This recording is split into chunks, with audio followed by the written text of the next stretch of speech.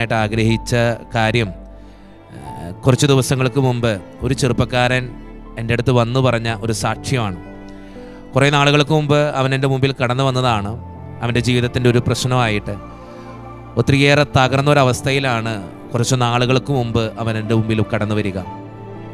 ഇനി ജീവിക്കേണ്ട, എൻ്റെ മുമ്പിൽ മരണം മാത്രമേ ഉള്ളൂ, എനിക്ക് ആരുമില്ല, എൻ്റെ അപ്പനും അമ്മയും പോലും എന്നെ മനസ്സിലാക്കുന്നില്ല, മടുത്തു എന്നൊക്കെ പറഞ്ഞിട്ടാണ് ആ ചെറുപ്പക്കാരൻ എന്നെ കാണാനായിട്ട് വരിക. അവൻ ആദ്യമേ തന്നെ എന്നെ ഫോൺ വിളിച്ചത് ഇങ്ങനെയാണ്: എന്നെ ഒന്ന് കേൾക്കാൻ പറ്റുമോ, എന്നെ ഒന്ന് കേൾക്കാൻ പറ്റുമോ. നിരവധിയായ കോളുകൾ ഇങ്ങനെ വന്നുകൊണ്ടിരിക്കുമ്പോൾ അതിനിടയിൽ വന്നൊരു കോളാണ്. ഞാൻ ആദ്യമൊക്കെ വിസമ്മതിച്ചെങ്കിലും അവൻ നിരന്തരം വിളിച്ചുകൊണ്ടിരുന്നെന്നെ. എന്നിട്ട് അവൻ എന്നോട് ചോദിച്ചൊരു ചോദ്യമാണ്: അച്ഛാ, എന്നെ ഒന്ന് കേൾക്കാൻ പറ്റുമോ, ഇല്ലെങ്കിൽ ഞാൻ മരിച്ചു പോവും. എനിക്കിത് തുറന്നു പറയാൻ പറ്റിയില്ലെങ്കിൽ എൻ്റെ ജീവിതത്തിന് മുന്നോട്ട് പോകാൻ ഇനി സാധ്യമല്ല. ഒന്ന് കേൾക്കാൻ പറ്റുമോ? 26 വയസ്സുള്ള ചെറുപ്പക്കാരൻ്റെ അങ്ങനെയുള്ളൊരു നിലവിളി കേട്ട് കഴിഞ്ഞപ്പോൾ എനിക്ക് തോന്നി ഒന്ന് കേട്ടു നോക്കാം. ധ്യാനത്തിനിടയിലാണെങ്കിൽ പോലും ആ ചെറുപ്പക്കാരൻ്റെ വേദനകൾക്ക് കാതോർക്കാനായിട്ട് ഞാൻ മനസ്സ് തുറന്നു. അവൻ ഒരു ദിവസം എന്നെ കാണാൻ വന്നു. കുറച്ച് മാസങ്ങൾക്ക് മുമ്പാണ് കാണാൻ വന്നു. വന്നിട്ട് പറഞ്ഞ കാര്യം ഇങ്ങനെയാണ്: അച്ഛാ, എനിക്കിനി ജീവിക്കേണ്ട, മുന്നോട്ട് പോകാൻ പറ്റണില്ല, എല്ലായിടത്തും തടസ്സങ്ങളാണ്, എല്ലായിടത്തും വേദനകളാണ്, എല്ലായിടത്തും പ്രശ്നങ്ങളാണ്, എനിക്ക് എന്താ ചെയ്യേണ്ടതെന്ന് അറിയാൻ പാടില്ല. പകച്ചു നിൽക്കുക ഞാൻ എൻ്റെ ജീവിതത്തിൽ. അപ്പനും അമ്മയും ഇല്ല, നാട്ടുകാരും വീട്ടുകാരും ഇല്ല, സുഹൃത്തുക്കൾ ആരും കൂടെയില്ല, ഒരു ആവശ്യം നേരത്തെ സഹായിക്കാൻ ആരുമില്ല. എന്താ ചെയ്യേണ്ട അച്ഛാ? എൻ്റെ മുമ്പിൽ ഇങ്ങനെ അവൻ ഒത്തിരിയേറെ പ്രശ്നങ്ങളിങ്ങനെ പറഞ്ഞുകൊണ്ടിരിക്കുക. ഇടയ്ക്ക് കരയുന്നുണ്ട്, അവൻ്റെ കയ്യിലുള്ള തുവാലയെടുത്ത് അവൻ്റെ മുഖം തുടയ്ക്കുന്നുണ്ട്. ഒന്നും പറ്റാത്ത ഒരു സാഹചര്യം, ഒന്നിനും ഉത്തരവില്ലാത്തൊരു സാഹചര്യം, ഒത്തിരിയേറെ പ്രശ്നങ്ങൾ മാത്രം മുന്നിൽ നിൽക്കുന്നൊരു സാഹചര്യം, ഒത്തിരിയേറെ തെറ്റുകൾ അവൻ്റെ ജീവിതത്തിലുണ്ട് കേട്ടോ. നല്ലൊരു മദ്യപാനിയാണ്. അവൻ പറഞ്ഞു വെക്കുന്നൊരു കാര്യം: നന്നായിട്ട് പുകവലിക്കും. ഒത്തിരിയേറെ അഡിക്ഷൻസ് അവനുണ്ട്. ജീവിതത്തിലെ തെറ്റായ മാർഗങ്ങളിലൂടെ ഒത്തിരിയേറെ കടന്നു പോയിട്ടുണ്ട്. പലരെയും വേദനിപ്പിച്ചിട്ടുണ്ട്. അപ്പനും അമ്മയ്ക്കും ഒക്കെ ഒത്തിരിയേറെ നൊമ്പരങ്ങൾ കൊടുത്തൊരു മകനാണ്. പക്ഷെ 26 വയസ്സായപ്പോൾ കൂട്ടുകാരൊക്കെ രക്ഷപ്പെട്ടു. ഞാൻ മാത്രം രക്ഷപ്പെട്ടിട്ടില്ല. വിവാഹം നടന്നിട്ടില്ല, ജോലി ആയിട്ടില്ല, പഠിച്ചിറങ്ങി. പക്ഷെ ഒന്നിനും സപ്ലികളൊക്കെ കുറേയും കിടക്കുന്നു, ഒന്നും ശരിയായിട്ടില്ല. ഒത്തിരിയേറെ തടസ്സങ്ങൾ മാത്രം ജീവിതത്തിൽ. ഞാൻ എങ്ങനെയാച്ചാ രക്ഷപ്പെടുക? ഞാൻ എന്തിനാച്ചാ ജീവിക്കണേ? ഞാൻ എങ്ങനെയാച്ചാ മുന്നോട്ട് പോകും? ഒത്തിരിയേറെ ചോദ്യങ്ങളുമായിട്ടാണ് ആ ചെറുപ്പക്കാരൻ എൻ്റെ മുമ്പിൽ നിൽക്കുക. ഞാൻ അവരോട് പറഞ്ഞു: എൻ്റെ മോനെ, നിൻ്റെ ഈ ജീവിതം ഞാൻ പറഞ്ഞോട്ടെ. ഞാൻ അന്ന് അവനോട് പറഞ്ഞു കൊടുത്ത ഒരു പ്രാർത്ഥനയാണ്, അതൊരു സങ്കീർത്തനമാണ്. അതാണ് ഞാൻ നിങ്ങളോട് പറയാനായിട്ട് ആഗ്രഹിക്കുക. ഒത്തിരിയേറെ പ്രതിസന്ധികളുടെ മുമ്പിൽ നീ ഇങ്ങനെ ജീവിക്കുമ്പോൾ, തെറ്റുകൾ പറ്റി എന്ന് നിനക്ക് ബോധ്യപ്പെട്ടുകൊണ്ട് ഞാൻ ഇനി രക്ഷപ്പെടില്ല എന്ന് നീ ചിന്തിക്കുമ്പോൾ, ഒത്തിരിയേറെ പ്രശ്നങ്ങളാണ് നിൻ്റെ മുമ്പിൽ മാത്രം നിനക്ക് കാണാനായിട്ട് സാധിക്കുന്നതെങ്കിൽ ഈ സങ്കീർത്തനം ഒന്ന് ചൊല്ലി പ്രാർത്ഥിക്കണം. അത് വല്ലാത്തൊരു സങ്കീർത്തനമാണ്. ഒത്തിരിയേറെ നമ്മുടെ ജീവിതത്തെ ദൈവത്തോട് ചേർത്ത് വയ്ക്കുന്നൊരു സങ്കീർത്തനമാണ്.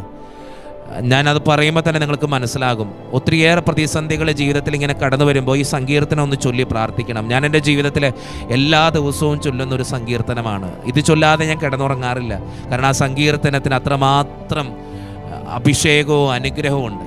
നിങ്ങളുടെ ജീവിതത്തിൽ ഒത്തിരിയേറെ പ്രശ്നങ്ങളുമായിട്ട് ഇങ്ങനെ മുന്നോട്ട് പോകുമ്പോൾ, പിടിച്ചാൽ കിട്ടാത്ത പ്രശ്നങ്ങൾ മുന്നിൽ നിൽക്കുമ്പോൾ, ആരോടും പറയാൻ പറ്റാത്തൊരു സാഹചര്യം ജീവിതത്തിൽ ഉണ്ടാകുമ്പോൾ, നാട്ടുകാരും വീട്ടുകാരും ബന്ധുക്കളും മാതാപിതാക്കളും ആരും ഇല്ലാത്തൊരു സാഹചര്യം ജീവിതത്തിൽ നേരിടേണ്ടി വരുമ്പോൾ, സ്നേഹിച്ചവരും ചേർത്ത് പിടിച്ചവരൊക്കെ ഒറ്റപ്പെടുത്തുന്നൊരു സാഹചര്യം ഉണ്ടാകുമ്പോൾ, ഒത്തിരിയേറെ തെറ്റുകൾ ചെയ്തതിൻ്റെ ഫലമായിട്ടാണ് എൻ്റെ ജീവിതത്തിൽ ഇതുപോലെയൊക്കെ സംഭവിക്കുന്നതെന്ന് എനിക്ക് തോന്നുമ്പോൾ, ഒത്തിരിയേറെ പ്രശ്നങ്ങളുടെ നടുവിൽ ഞാനിങ്ങനെ വേദനിച്ച് കഴിയുമ്പോൾ, ആരുമില്ലാത്തൊരു സാഹചര്യം ജീവിതത്തിൽ മുന്നിൽ കാണുമ്പോൾ ഈ സങ്കീർത്തനം എടുത്തു വെച്ച് ഒന്ന് പ്രാർത്ഥിക്കണം. കാരണം അത്രമാത്രം അഭിഷേകമുള്ള ഒരു സങ്കീർത്തനമാണിത്. വേറെ ആരുടെയും സങ്കീർത്തനമല്ല, ദാവീദിൻ്റെ സങ്കീർത്തനമാണ്. 51-ാം സങ്കീർത്തനം. നിങ്ങൾക്കതറിയാം കൃത്യമായിട്ട്. 51-ാം സങ്കീർത്തനം ജീവിതത്തിൽ മനപ്പാഠമാക്കേണ്ട ഒരു സങ്കീർത്തനം. ഒത്തിരിയേറെ പ്രശ്നങ്ങൾ ജീവിതത്തിൽ കടന്നു വരുമ്പോൾ ഈ സങ്കീർത്തനം പറഞ്ഞൊന്ന് പ്രാർത്ഥിച്ചു നോക്കിയേ. അഭിഷേകം ഉണ്ടാകും, അനുഗ്രഹം ഉണ്ടാകും. നിങ്ങൾ ആ ജീവിതത്തിൻ്റെ സാഹചര്യത്തിൽ നിന്ന് ദൈവം നിങ്ങളിങ്ങനെ പൊക്കിയെടുത്ത് അനുഗ്രഹിക്കും, ഉയർത്തിക്കൊണ്ടുവരും. ഇത് സത്യമാണ്. ഈ ചെറുപ്പക്കാരൻ എന്നോട് വന്ന് പറഞ്ഞ സാക്ഷ്യമാണിത്. അതുകൊണ്ടാണ് ഞാൻ നിങ്ങളോട് പറയുക.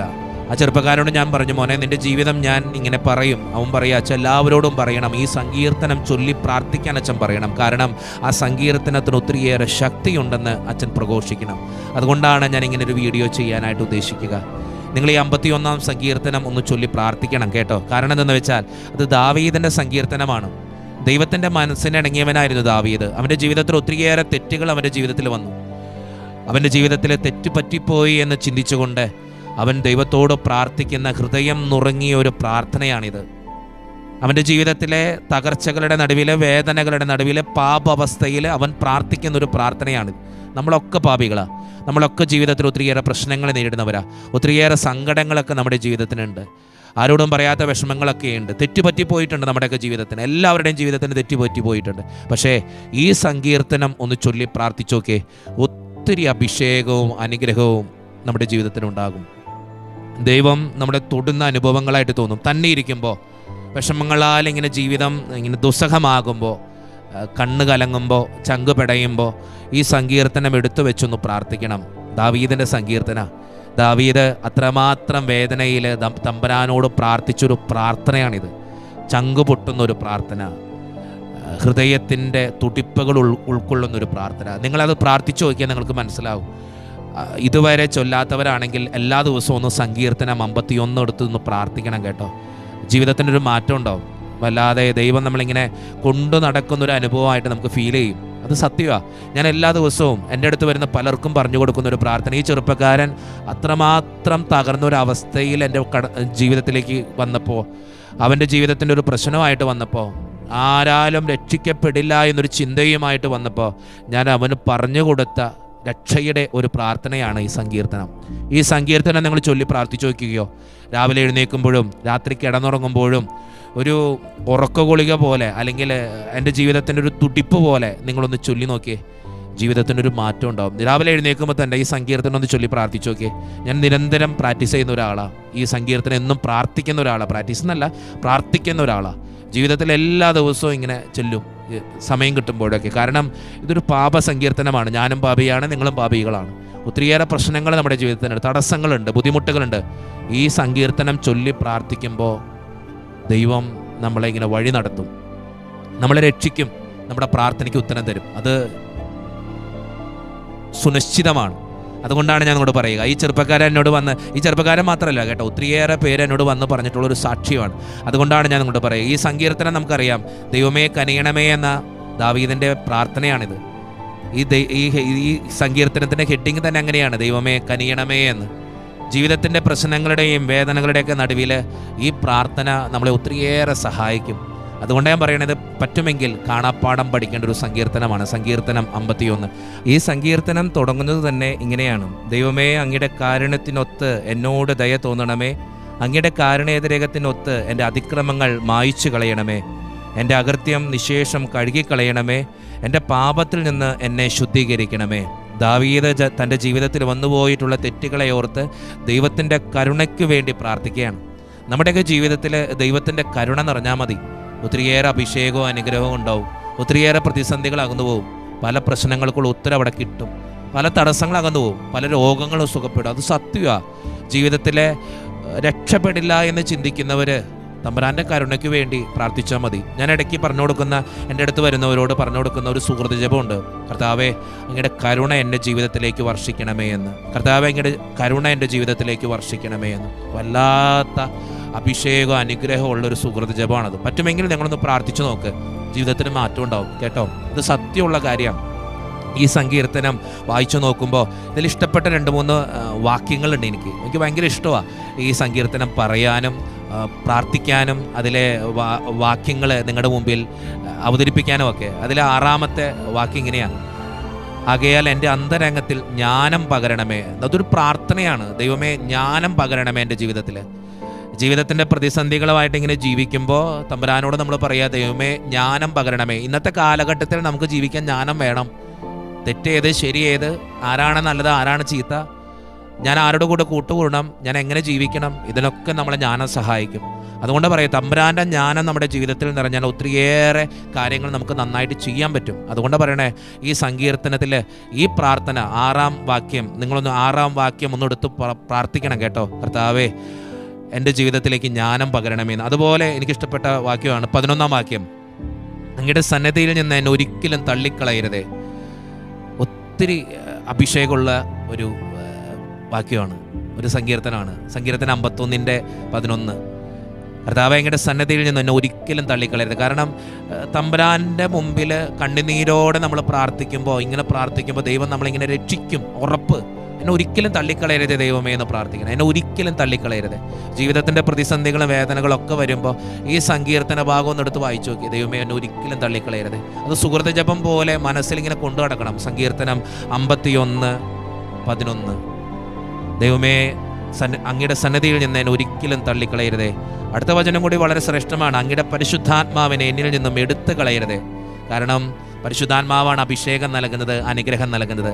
അടുത്ത സങ്കീർത്തനം വളരെ സുന്ദരമാണ് കേട്ടോ. അങ്ങയുടെ രക്ഷയുടെ സന്തോഷം എനിക്ക് വീണ്ടും തരണമേ. രക്ഷയുടെ സന്തോഷം. നമ്മളൊക്കെ ജീവിതത്തിൽ സന്തോഷിക്കാൻ വേണ്ടി ജീവിക്കുന്നവരല്ലേ. പ്രശ്നങ്ങൾ ഉണ്ടാകുമ്പോൾ ഒന്ന് ചിരിച്ചാൽ മതി എന്ന് പറയുന്നവരുണ്ട്. ഒന്ന് സമാധാനത്തോടെ ജീവിച്ചാൽ മതി വെച്ചാൽ. ഈ ചെറുപ്പക്കാരന് ഞാനിത് പറഞ്ഞു കൊടുത്ത സങ്കീർത്തനമാണ്. അവൻ ജീവിതത്തിൽ രാവിലെ എഴുന്നേൽക്കുമ്പോഴും രാത്രി കിടന്നുറങ്ങുമ്പോഴും ഈ സങ്കീർത്തനം ചൊല്ലാൻ തുടങ്ങി. അവനോട് പറയുക, അച്ഛൻ്റെ അടുത്ത് വന്ന് പറഞ്ഞപ്പോൾ തൊട്ട് എനിക്ക് വല്ലാത്ത നിരാശയായിരുന്നു.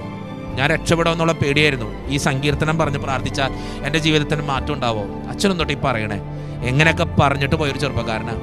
പക്ഷേ കഴിഞ്ഞ ദിവസം അവൻ്റെ അടുത്ത് വന്നിട്ട് ഇത് പറയുക, അച്ഛൻ്റെ അടുത്ത് ഞാൻ പോകുമ്പോൾ വല്ലാത്ത വിശ്വാസമൊന്നും എനിക്കുണ്ടായിരുന്നില്ല. പക്ഷെ അച്ഛൻ പറഞ്ഞതല്ലേ, വേറൊരു വഴിയില്ലല്ലോ, ഒന്ന് ചെയ്തു നോക്കിയേക്കാം എന്ന് പറഞ്ഞുകൊണ്ട് ഇവർ രാവിലെ എഴുന്നേറ്റ് ഈ സങ്കീർത്തനം വായിക്കും. പറ്റുമെങ്കിൽ ഇടനേരത്തൊക്കെ കിട്ടുമ്പോൾ ഈ സങ്കീർത്തനം വായിക്കും. രാത്രിയാകുമ്പോഴും ഈ സങ്കീർത്തനം വായിക്കും. ഇത് വായിച്ചിട്ട് ഞാൻ കിടന്നുറങ്ങണേ. എൻ്റെ പറയാതിരിക്കാൻ വയ്യ. എൻ്റെ ജീവിതത്തിലെ പല പ്രശ്നങ്ങൾ മാറി. ഇനി ഞാനൊരു ജോലിക്ക് പോകുന്നുണ്ട്. എൻ്റെ വീട്ടിൽ സമാധാനമുണ്ട്. എൻ്റെ തെറ്റായ ബന്ധങ്ങളൊക്കെ ഞാൻ മാറ്റിവെച്ചു. തഴക്കദോഷങ്ങളൊക്കെ മാറ്റിവെച്ചു. ഇപ്പം ഞാൻ പള്ളിയിൽ പോയി പ്രാർത്ഥിക്കാൻ പറ്റുന്നുണ്ട്. ഒത്തിരിയേറെ പ്രതിസന്ധികളൊക്കെ എൻ്റെ ജീവിതത്തിനുണ്ടായിരുന്നു. തടസ്സങ്ങളൊക്കെ ജോലിയുടെ കാര്യത്തിൽ, ജീവിതത്തിൻ്റെ കാര്യത്തിൽ ചില അസുഖങ്ങളൊക്കെ ഉണ്ടായിരുന്നു എനിക്ക്. ചില അലർജി പ്രശ്നങ്ങളൊക്കെ മാറിപ്പോയിച്ചാൽ. മരുന്ന് കഴിക്കുന്നുണ്ടത് മാറുന്നുണ്ട്. പണ്ട് മരുന്ന് കഴിച്ചാലും മാറില്ലായിരുന്നു. എന്തൊക്കെയോ തടസ്സങ്ങൾ. ഒരു സമാധാനമുണ്ട് എൻ്റെ ജീവിതത്തിന് ഈ സങ്കീർത്തനം ചൊല്ലി പ്രാർത്ഥിച്ചപ്പോൾ. അച്ഛനിത് എല്ലാവരോടും പറയണമെന്ന് പറഞ്ഞിട്ട് അവൻ പോയി എൻ്റെ അടുത്ത് നിന്ന്. അതുകൊണ്ടാണ് ഞാൻ നിങ്ങളോട് പറയുക, പറ്റുമെങ്കിൽ എല്ലാ ദിവസവും രാവിലെ എഴുന്നേൽക്കുമ്പോഴും രാത്രി കിടന്നുറങ്ങുമ്പോഴും ഈ സങ്കീർത്തനം ഒന്ന് ചൊല്ലി പ്രാർത്ഥിക്കണം. ഒന്നുമല്ലെങ്കിലും ഈ 2-3 വാക്യങ്ങളെങ്കിലും വചനങ്ങളെങ്കിലും നിങ്ങളൊന്ന് എടുത്ത് വായിച്ചു നോക്കിയേ. വല്ലാത്ത സന്തോഷവും അനുഗ്രഹവും കൃപയും ജ്ഞാനവും ഒക്കെ നമ്മുടെ ജീവിതത്തിൽ നിറയും. ഇത് ഒരു തകർന്നു പോയവൻ്റെ നിലവിളിയാണ് ഈ സങ്കീർത്തനം എന്ന് പറയുന്നത്. ജീവിതത്തിൽ ഒന്നുമല്ലാതായി തീർന്ന ദാവീദിൻ്റെ ചങ്കിൽ കൊണ്ട പ്രാർത്ഥനയാണിത്. അതുകൊണ്ട് നമ്മൾ ആ പ്രാർത്ഥിക്കുമ്പോൾ ദൈവം നമ്മളെ കൈവിടാതിരിക്കില്ല. ദാവീദിൻ്റെ ഈ സങ്കീർത്തനം കേട്ട് ദൈവം ദാവീദിൻ്റെ പ്രാർത്ഥന കേൾക്കുന്നുണ്ട്. നമ്മുടെയൊക്കെ ജീവിതത്തിലെ തകർച്ചയുടെ നടുവിൽ, വേദനയുടെ നടുവിൽ, പിടിച്ചാൽ കിട്ടാത്ത പ്രശ്നങ്ങളുടെ നടുവിൽ എന്ത് സങ്കടം ആയിക്കോട്ടെ, ഈ സങ്കീർത്തനം ഒന്ന് പറഞ്ഞ് പ്രാർത്ഥിച്ചു നോക്ക്.